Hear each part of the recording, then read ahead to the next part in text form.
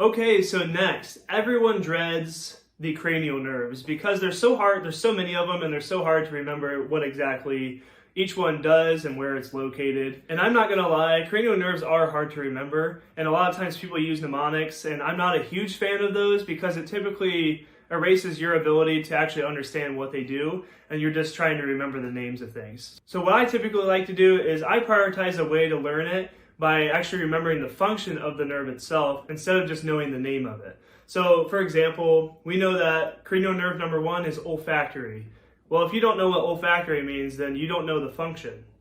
So olfactory is smell. So how I typically like to remember my cranial nerves is a little silly, maybe seems a little unorthodox, but this is how I remember. I don't use a mnemonic because that's just typically remembering names and not functions. With this method, I'm remembering not just the name, but also the function. So what I do is I know cranial nerve number 1 is olfactory. So I know olfactory is what? This. It means smell. Olfactory is smell. So cranial nerve number 1 is smell. Cranial nerve number 2 is optic. Now, optic means vision. So we know cranial nerve number 1, smell, cranial nerve number 2, eyes. So similar to, this sounds silly, but similar to head, shoulders, knees, and toes, that's how kids remember their body parts. Let's remember it in the same way with cranial nerves. So we know cranial nerve number 1 is smell, cranial nerve number 2 is optic, which means eyes, and remember that cranial nerve number 2 is visual, so that means their eyesight, that they're able to see. Cranial nerve number 2 is related to what they see, so it's your eyes. So the next thing is, these are a pair of functions, and it's easier to remember these because it's a pair. Cranial nerve number 3, 4, and 6. What cranial nerve number 3, 4, and 6 do is eye movement. So cranial nerve number 1, nose, that's your smell. Cranial nerve number 2, eyes, it's what you see. Cranial nerve number 3, 4, and 6 is your eye movement. So go from nose to eye movement. You're following your finger around. So cranial nerve number 1, smell, it's your olfactory. Cranial nerve number 2, eyes, it's your optic, it's what you see. Cranial nerve number 3, 4, and 6 is your eye movement. So you go from nose, eye to eye movement. And that is your ability to follow around and move your eyes physically. And the thing you'll notice is a lot of your nursing exams and the NCLEX itself typically don't ask about just the name of a cranial nerve. It's typically related to the function. So don't get so held up on just remembering the name, actually remember the function. Although I'm not prioritizing the name, that I just know cranial 3, 4, and 6 are related to eye movement, you're going to typically see that these exams and your NCLEX are more focused on the actual function of it and not just remembering the name. But if you want to remember the name too, it's totally fine. But cranial nerve number 3, oculomotor, cranial nerve number 4 is trochlear, and cranial nerve number 6 is abducens. So once again, we're going over all the cranial nerves functions. So cranial nerve number 1, smell. Cranial nerve number 2 is eyes, your optic, so what you see. Cranial nerve number 3, 4, and 6 is your eye movement. So it's your oculomotor, trochlear, and abducens. So as you may have noticed, we skipped cranial nerve number 5 because it wasn't part of that pair. So cranial nerve number 5 is trigeminal. And what trigeminal is facial sensation. So what you feel around your eyes, your nose, your lips, so your entire face basically is your trigeminal nerve and how you feel it. So a lot of times when there's questions about shingles, up to 20% of those patients could have trigeminal neuralgia, which is an electric shock feeling in the face or a numbness, tingling around the face, and it's usually caused because of the inflammation of the trigeminal nerve. So once again, let's go over it again. Cranial nerve number 1, olfactory, it's what you smell. Cranial nerve number 2, eyes, it's what you see, it's your optic nerve. Cranial nerve number 3, 4, and 6 is your eye movement. And then cranial nerve number 5 is what you feel on your face. It's trigeminal. Since we already paired 3, 4, and 6 together, we're going to jump from 5 to 7. So similar to how we jumped from eyes to what you see to eye movement, think of it like this. We jump from what you feel in your face to facial movement. So that is what you see with smiling and moving your face in general. If you have any deficiencies with that, and you have a nursing exam question or an NCLEX question that's asking about a deficiency in facial movements, you know that it's cranial nerve number 7 related to facial movement, and it is called the facial nerve.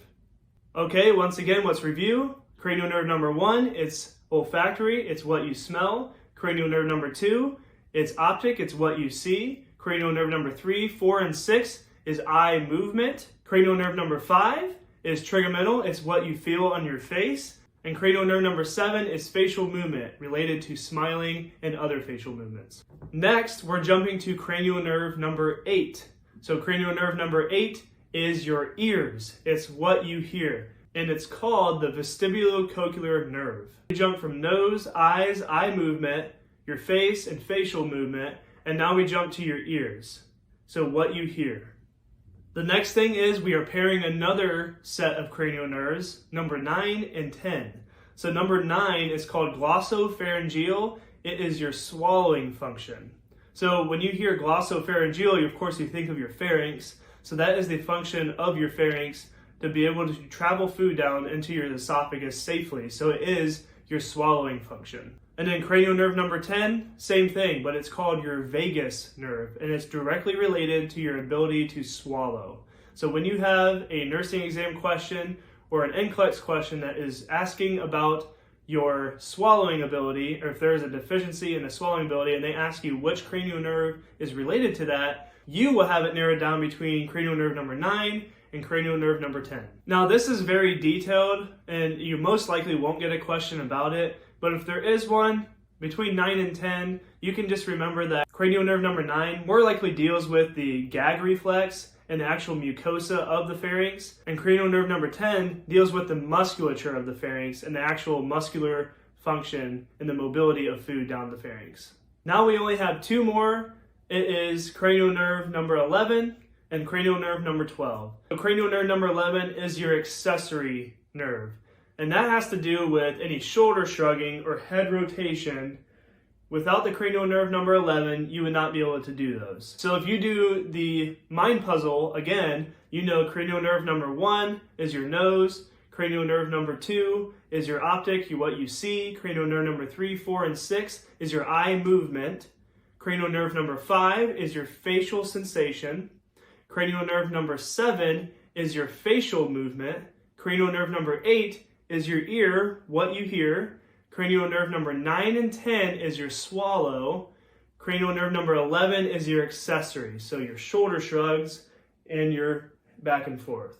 And the last one, cranial nerve number 12, is your hypoglossal cranial nerve, and that has to do with your tongue movement.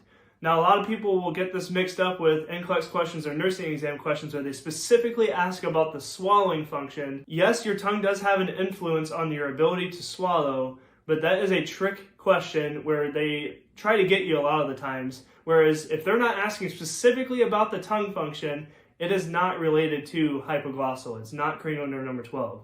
If they're asking about your swallow, then it's cranial nerve number 9 and 10. One more time, we're going to use the puzzle where we physically remember our cranial nerves. So cranial nerve number 1, we have olfactory, so what you smell. Cranial nerve number 2, you have your eyes, your optic nerve, so what you see. Cranial nerve number 3, 4, and 6 is your eye movement, your ability to follow a finger around.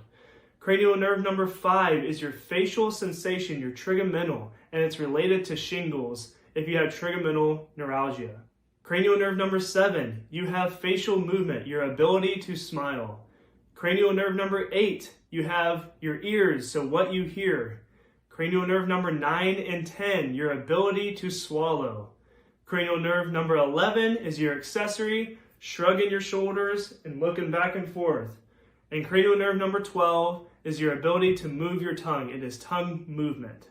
So I hope that helped you remember the actual function of cranial nerves. And I'm not by any means saying that mnemonics are a bad thing, because yes, knowing the names is somewhat important, but really focus on the actual functions, because if you know the names, that's not going to do you any good, because a lot of the times those nursing exams And the NCLEX itself will ask you about the function rather than just the name. They're going to give you cranial nerve number 6. What does that do?